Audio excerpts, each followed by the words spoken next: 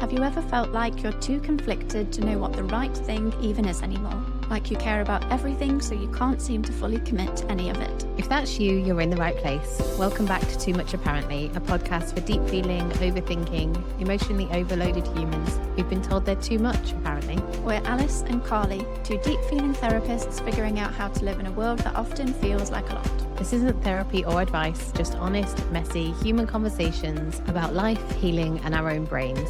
And if you want more of the conversation, we're building a little community over on Substack with journal prompts, community chats, live event updates, and fellow muchlings to connect with. Go to toomuchapparently.com for all the links. So let's get into it.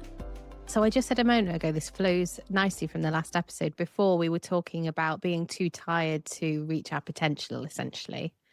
And I think that can also come into living our values, being able to do the things that we care about, that there can be a conflict there in terms of the need to take good care of ourselves and not overload ourselves, and also the need to take action in various other areas. And also this episode is going to be about much bigger than just being too tired. What I've got in mind is more about the conflicts that can come up. And I think our listeners are likely to be people that have strongly held values in different areas. And yeah, just sometimes it's really hard, painfully hard, when your values can conflict with each other.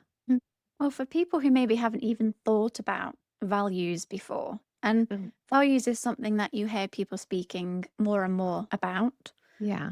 We might talk about them quite a lot in therapy, and also there's certain types of therapy, specifically ACT, acceptance and commitment therapy, that draws upon our values a lot and uses that as the basis for loads of things.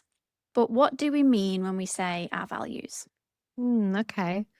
So there's probably a dictionary definition somewhere that I should probably go and look up so I can sound like I'm saying it all properly. But my instant on-the-spot answer is either something that we really care about, so a cause that we really, really care about, or the quality of how we do something, of how we live our lives. Does that sound clear enough, or would you add to that? So I'd say yes, and then I would add our values are ultimately things that are super important to us in how we want to live our life. And they can act like a guiding compass in our decision making. And when we act in a way that is against our values, it can lead to anxiety and distress and being stressed. And if we keep living in a way that's not aligned with our values, it can lead to a lot of other difficulties and anxiety and depression and things like that. And even though most people might be able to say what's important to them in life, so someone might say, oh, my family is the most important thing. I value family above all. And people will probably be able to know a few of their values, but not many people actually sit down and think, right, what are all my values, and kind of write a list and then put them all in order of importance, and what are the most important and what are the least important. And that's an exercise typically that you might do in therapy and can be really helpful. But until I entered the therapy world, I didn't really think much about my values. You just kind of live your life without really thinking too much about it. Yeah, I think they were something that I thought a lot about.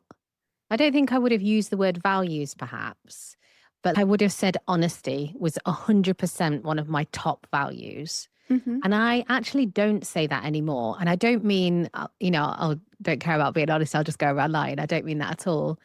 I think the reason it's not so much anymore is because it was coming from a place of fear. Like I needed people to be honest with me, and probably because I'd experienced a lot of either people lying to me in a malicious way or being dishonest to try and, like, from the other person in a self-preservation kind of way or conflict avoidance way, perhaps.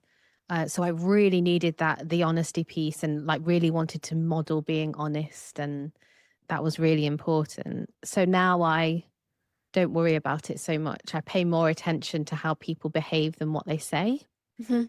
Yeah. And I find that's a better kind of guiding thing.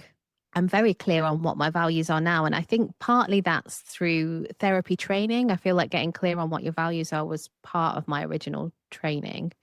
And I feel like I've done a lot of it, maybe even through like the marketing work that I've done, really Mhm. thinking about what your values are and what guides you as a therapist and what guides you as a person and what guides your practice. So yeah, so I know that my main three are, what are they? No, I do know. My main three are curiosity, compassion, and courage. And they all sort of feed into each other.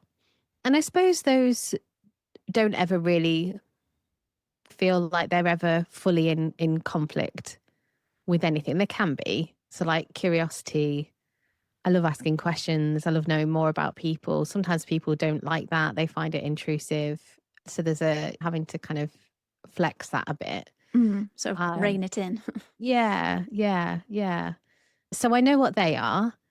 So before I go into what I really mean about conflicting values, I'd love to hear what your like main values are. I just think it's very impressive that you could just straight away say, "Here's my top 3." Because Oh, if anyone's ever looked at a list of values, the list is long. There's yeah, so much on there. yeah. And part of going through your values isn't just creating a super long list. It's also trying to really pin it down and identify your core values that are super important. Usually they try and get you to narrow it down to your top 5. And I have found that really difficult. I can very clearly identify on a list of values, like, that's not my value. Yeah. Definitely not. And I can put that over there. And then I end up with a list. And I'm not too bad at then separating that into important and super important. But then whittling it down to 5, or in your case, top 3, I find that really difficult. It's like, no, they're all important. There's too many. But I can tell you that your top 3, are in my top ones: curiosity, compassion, courage, and truth is up there for me. And I also associate, well, truth, and I never know whether to have knowledge or wisdom, one of those.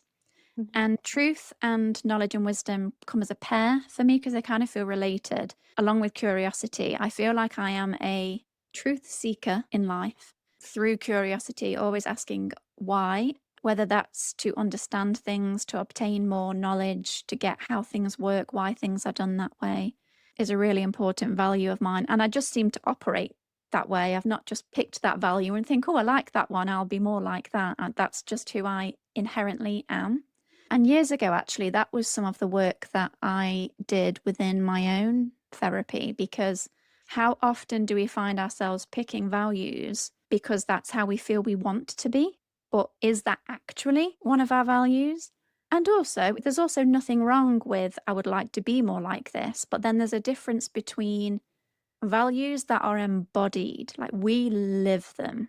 And anytime something is against them, boy, do we feel that in our body, versus values that we feel like, I'm still working towards this value because actually it is important to me, but it's not embodied yet. I have to work at it. So, yeah, there's just some of mine, but also when you're looking at your values or thinking about them, I have found it quite helpful to also separate what ones are just truly embodied core parts of me, can't shift those, whether you want to say I was born this way, but there they are, versus the ones that you identify feel important to you, but you're not quite always living to it, even though you might want to. Yeah. Yeah.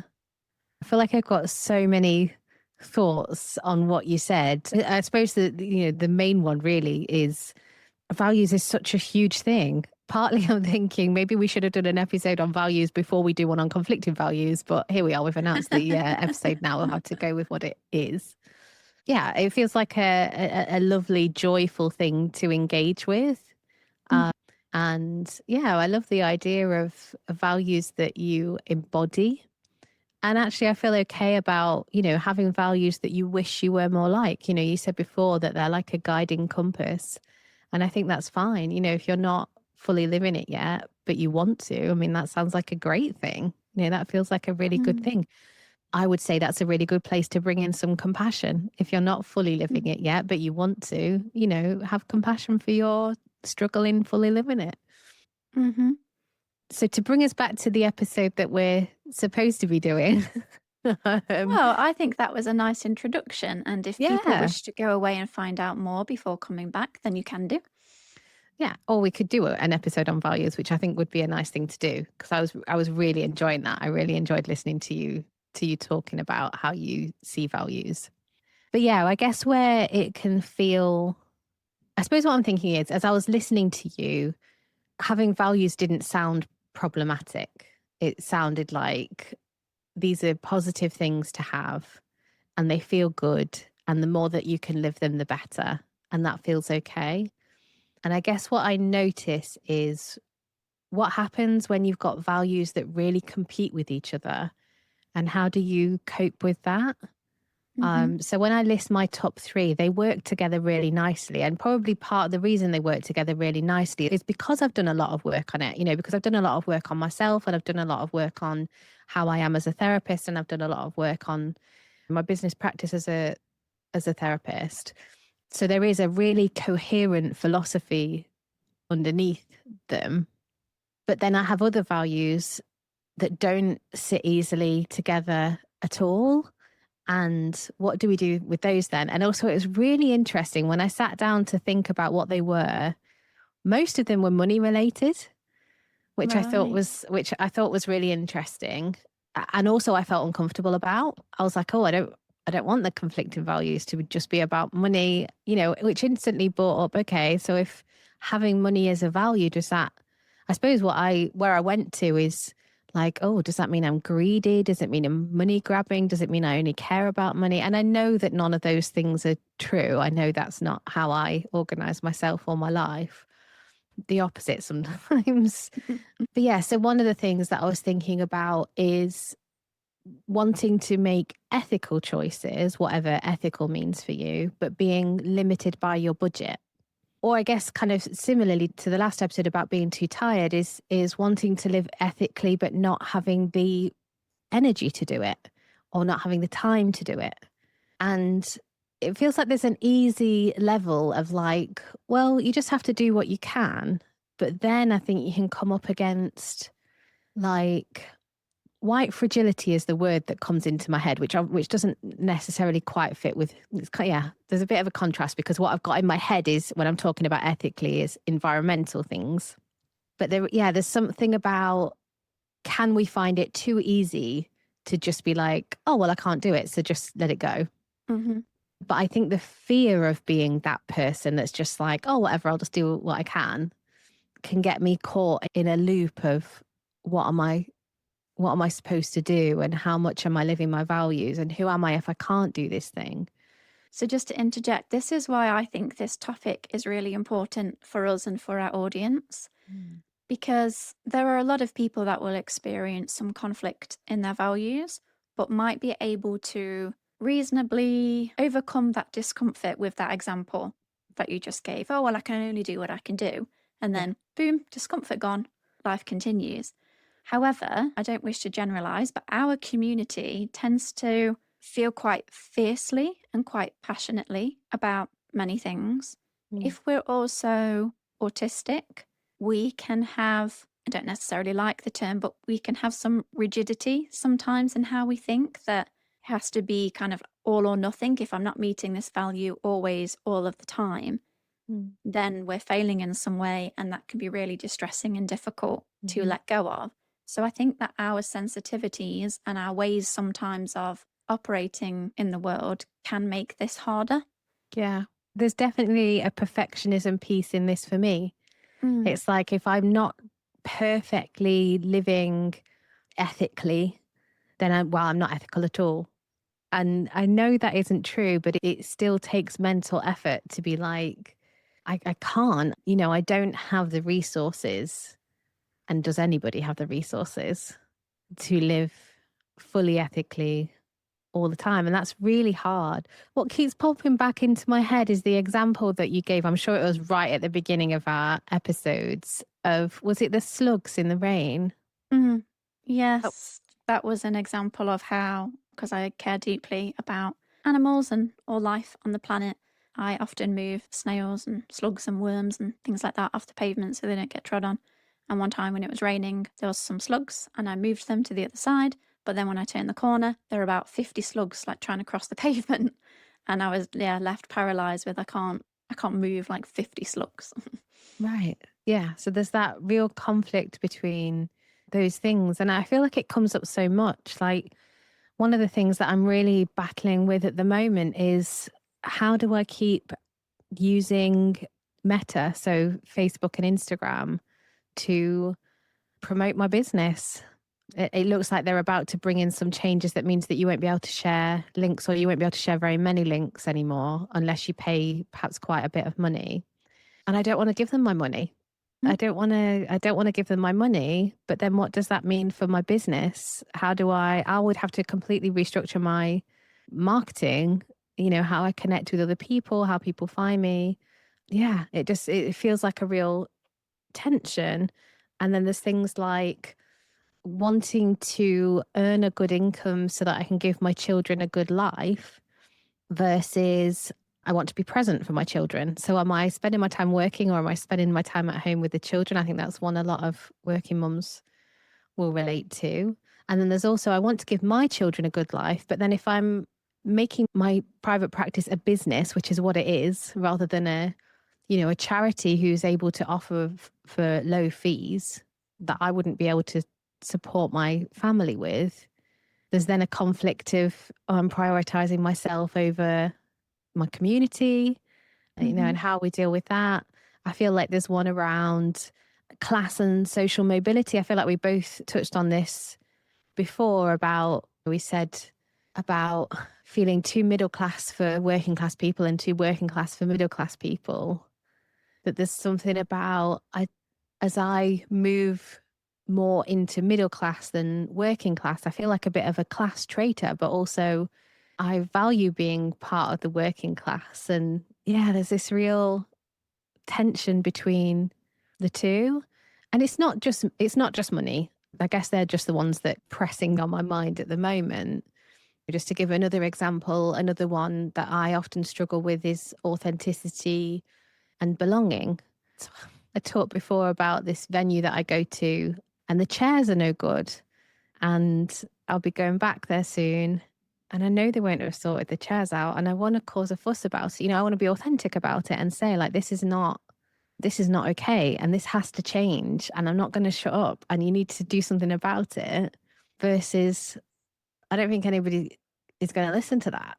I don't think anybody cares. I Hmm. don't think they get it. And then I don't want to be labeled as a troublemaker. So what do I do about that? Hmm.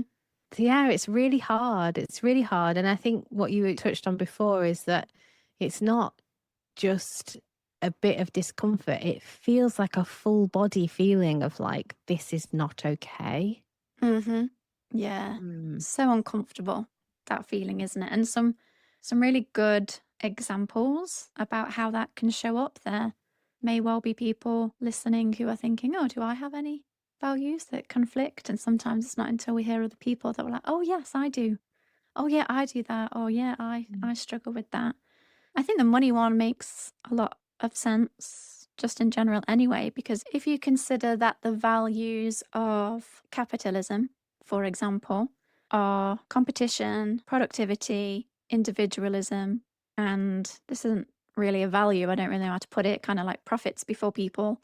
If that's the society that we live in, and that's what gets rewarded also when you live to those values, but when your values are the total opposite of the values of capitalism, and yet you're expected to exist in that world, and you can't just reject capitalism, we need money to pay bills, it's just how things are done. I find one of my biggest conflicts is so there's kind of like those internal conflicts that you mentioned. And then I'm thinking about those bigger conflicts where we're having to live in systems that aren't designed by us, that are put upon us. But those very systems are in conflict with our values. And yet we have to find a way to live within them. Capitalism just being one example.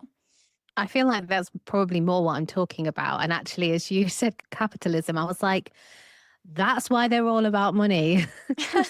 Yes, all right, yes. Because I don't want to live in a capitalist society. If I could do this work for free, if I could be a therapist for free, I would 100% do it. But I can't. Hmm. So that really is a challenge when we live in these systems.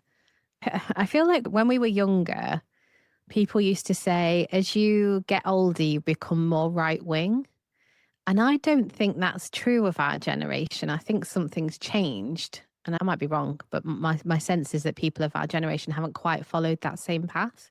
No, no, they haven't. I also love that my granddad's an exception to that. He has gone from more right wing to fully left now. He'll be 90 next year, and yeah, Nice. it's- Yeah. yeah. High five to your granddad. How cool. Mm. But yeah, I guess there is a point in which maybe I need to speak for myself. There's a point in which I realized that I could campaign as much as I wanted. I could protest as much as I wanted. I could sign as many petitions as I liked, but the system was not changing. And I had to, on some level, accept that this is the way that the system is. Mhm. It feels so uncomfortable. I feel like I can hear people listening to me, responding to me as I'm saying the words of like, oh, well, if you're in the system, then you've given into it. Nothing will change unless people like reject the system fully. Yeah. And when you said before about you can't live outside the system, I was like, well, I could go and live in a forest. I could, and barter with beans or something. I don't know. But Um, you can't. But you yeah. can't just go and live in a forest. Yeah. I wanted to. I did a lot of research. They won't let you Okay. build there. I find it really hard. Like I can feel part of me even wants to cry. That feels like a big reaction, but part of me just is so frustrated at Mm, the selfishness of society. I think particularly working in mental health, it mm. is really hard, really, because It's tough out there. it is, yeah, it is so tough. And you really get to see the impact of certain things. So I don't know about the people that you work with, but a lot of the people I work with, nobody would have a clue that they were struggling. And Mhm. sometimes that makes me think like, oh my gosh, how many people are out there that are struggling? Way more than the people that it looks like are struggling. It feels like we get a behind the scenes look at the health of the nation. Does that make sense? Yeah, I know what you mean.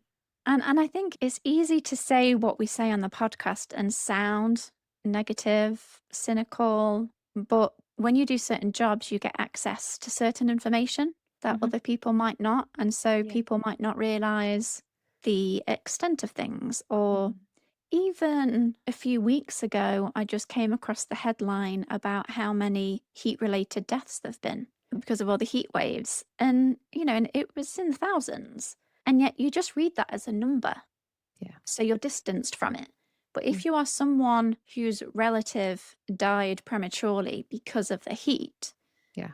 then what's going on right now is going to be a bigger issue in that person's life. They're going to feel it more acutely. They're going Yeah. to have stronger feelings about it than if you just read it on a headline.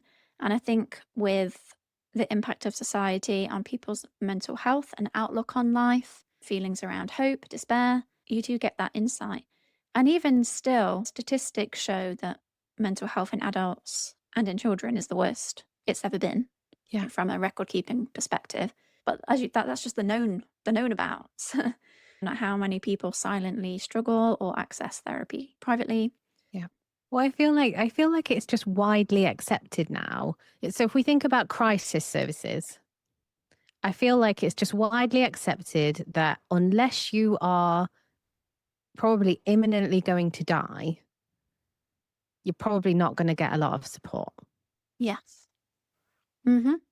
So thinking about it as a safeguarding perspective as a therapist, when I set on my practice, it's like, oh, find out how you contact the crisis team and who you're going to signpost to and you did all this kind of stuff. But the reality is there's very little out there, like in practice.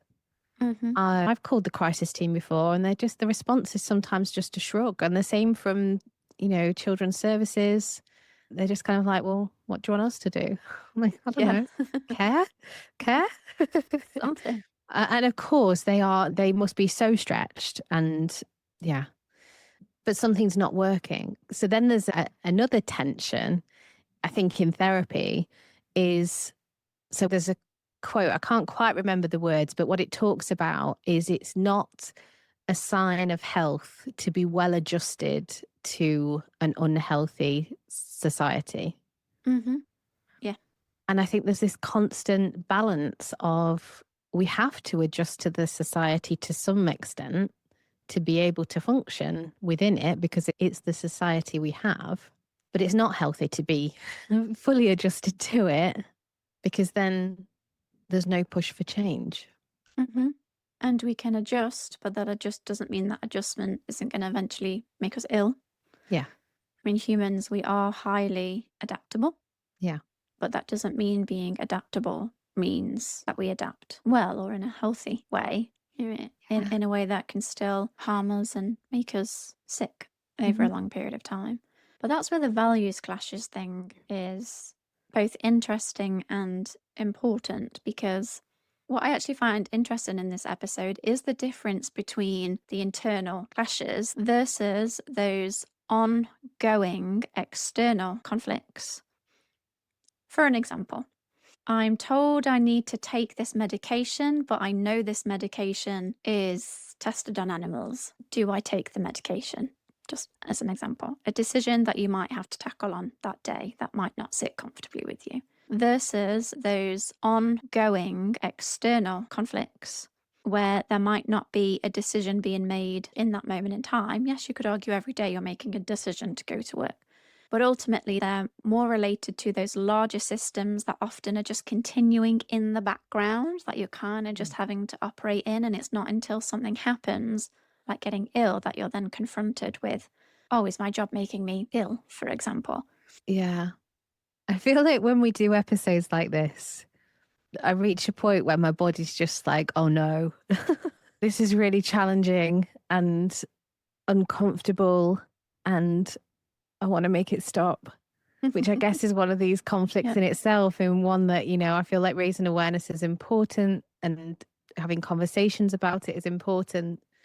And there is that constant edge of, I guess, the recognition of powerlessness, that we have Yeah. some areas of power and we are powerless to change some things, Hmm. Yeah. certainly on our own. Yeah. There was something that you were saying nearer the start that brought to mind what I see as a good example of this, because as you mentioned, there's the idea of the things that you believe in. Hmm. And then there's both an external and internal expectation that if you believe in it, like you fully act on it, you fully do it. Mm. No kind of excuses. You can't waver. Let's just say someone becomes a vegetarian and they do it for 6 months and then they eat one piece of meat. Mm. It's like, oh, they've failed because you've Yeah. had a piece of meat, rather than this is something I'm still committed to trying to do because it matters to me. Yeah. But what it actually brought to mind in terms of, okay, how do we navigate this then? And this is more on the individual level, is have you seen The Good Place on Netflix? Yes, I have watched it, but I haven't watched it 3 times, which is the required number of times for me to actually remember anything about the thing. So say your thing and then I'll say if I remember. No. Well, I just want to give a heads up to anyone who hasn't watched it. I am about to reveal a major spoiler.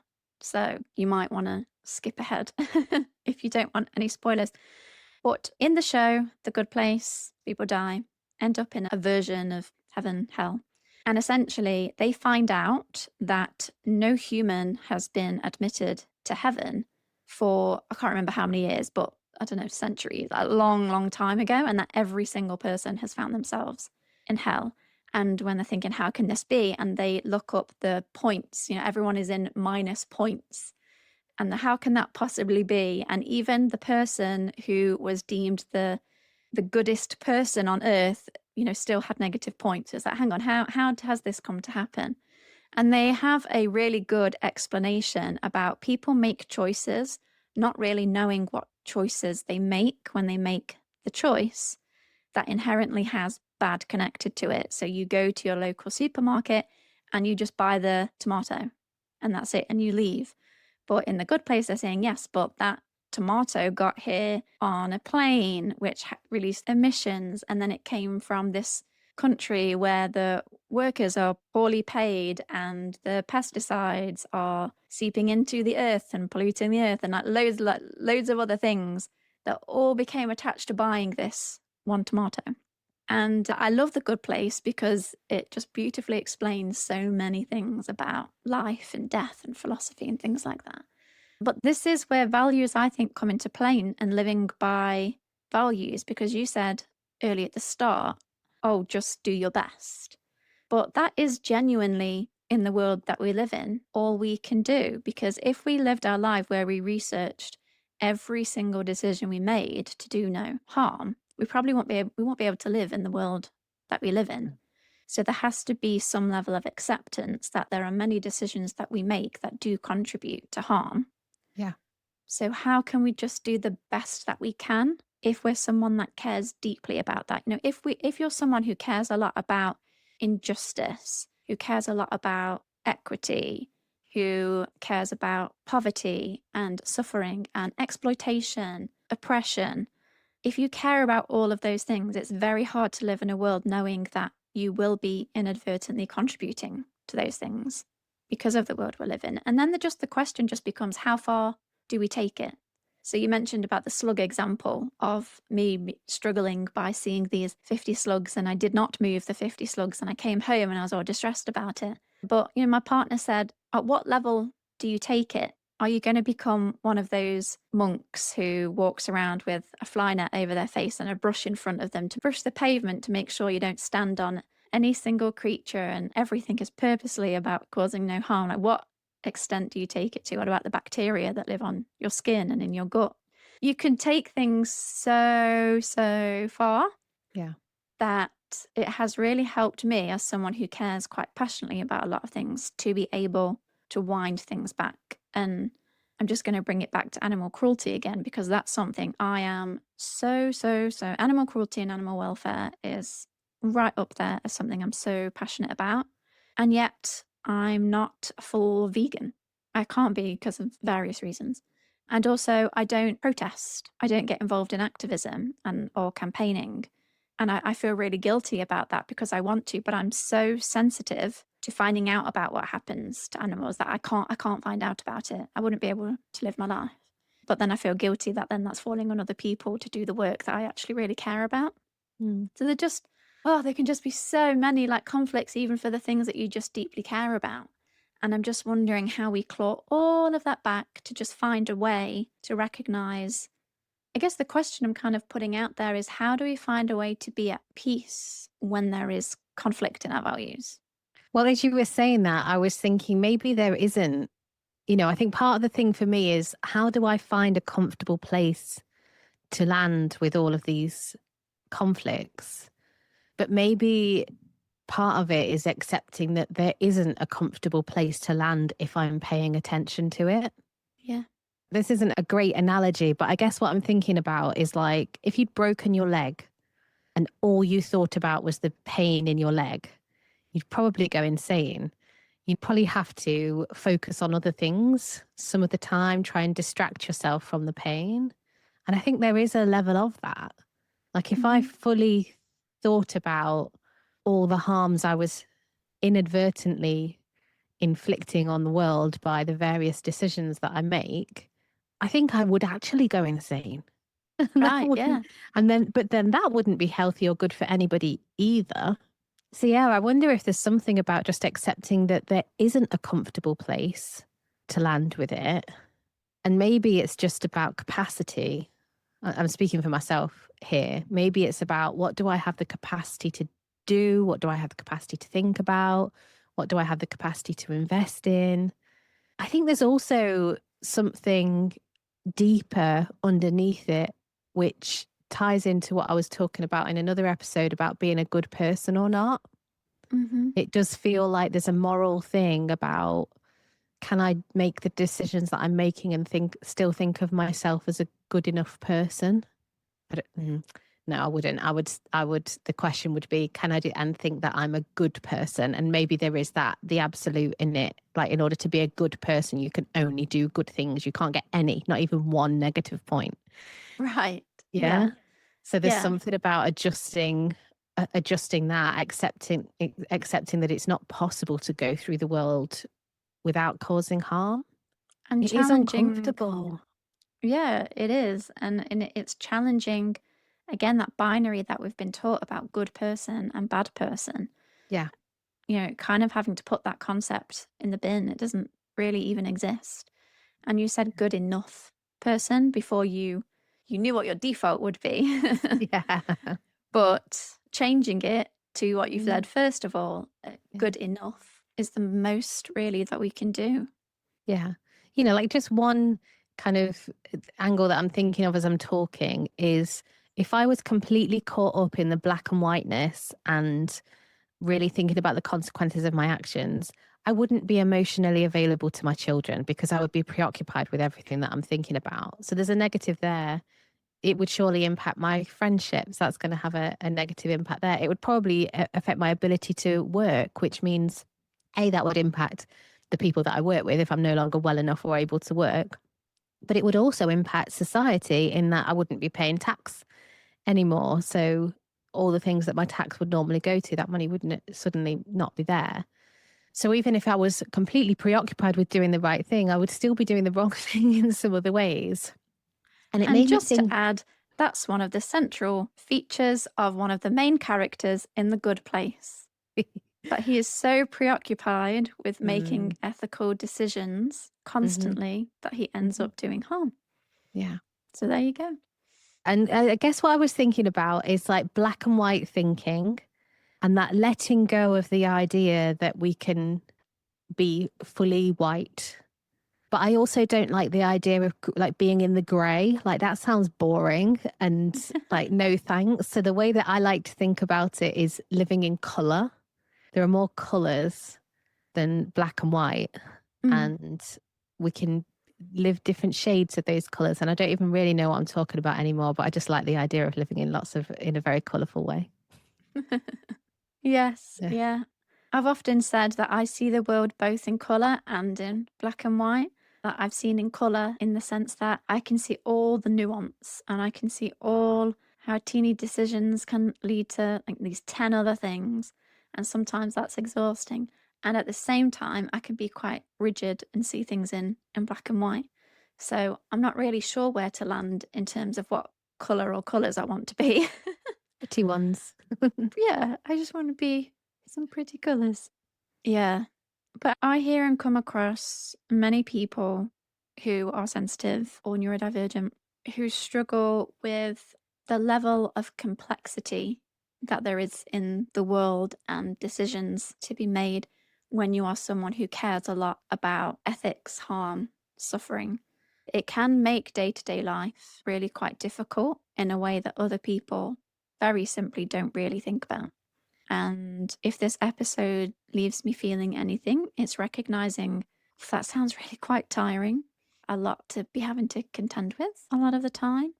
And also, thank God that there are people who are able to think outside of themselves and think about consequences and how that might impact somebody that they don't even know and won't ever have even met, and yet care about them and care about their suffering. What would it be like if nobody thought this way? Yeah. I think if there was one more thing that I was going to add to this episode, it's the idea that when we make a decision, it's not fixed. So, the kind of psychotherapy that I'm studying in at the moment, one of the things that they talk about is redecisions. So, you can make a decision and then you can redecide. And I find that helpful sometimes, of like, I can make a decision today. This is what works for me today. And tomorrow I can make a different decision. I guess that could go in either direction. You could decide today that you don't have the capacity to go on that protest march at the weekend, but then it gets to Saturday and you're like, oh, actually, I have got the energy. Maybe I'll turn up after all. Or the other way around, you think that you're going to go and maybe you don't have the capacity. So you decide not to go, that you can bring in some flexibility. And one thing is not the deciding factor in who you are or what your values are or how good a person you are or not. It's just one part of a whole picture. Yeah, I like that. So if you've ever felt like you're too conflicted to feel settled about making decisions, like you've stood in the supermarket aisle doing moral maths over which thing to buy and left with nothing. Maybe that's not a sign you need firmer values or more willpower. Maybe it's a sign you're someone who actually feels the weight of your choices, and that's not a flaw to fix. Next time is a big one, our 1 year anniversary, a whole year of Too Much Apparently. We're going back to the very first episode to hear who we were when we started, have a proper laugh at ourselves, and celebrating everything this messy little podcast has become. Before we go, we'd love you to come and join our Substack community, Too Much Apparently. It's a little community space for fellow muchlings where we share journal prompts for every episode, host community chats, and share early updates on new episodes and live events. If you'd like to stay connected between episodes, go to toomuchapparently.com for all the links, or click the link in the show notes. And if this episode made you feel a bit less alone, subscribe, rate the podcast, and follow at Too Much Apparently on Instagram and TikTok.